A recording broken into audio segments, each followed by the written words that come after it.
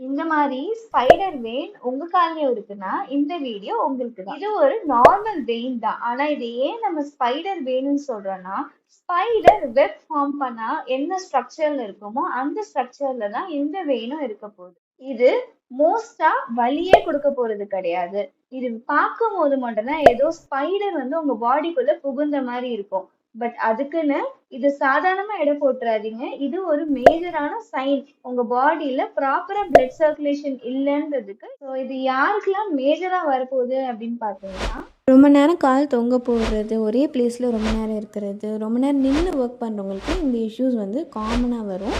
But இது ஒரே நாளில் நடக்காது, ஓவர் த இயர்ஸ் நடக்கும். சரி, இப்போ இதுக்கான சொல்யூஷனை நான் சொல்றேன்.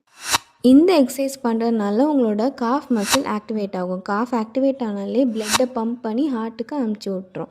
ஸோ ஹார்ட்டுக்கு ரீச் ஆச்சுன்னா ப்யூரிஃபை ஆகி பிளட் மற்ற ஆர்கன்ஸ்க்கும் ரீச் ஆகும்.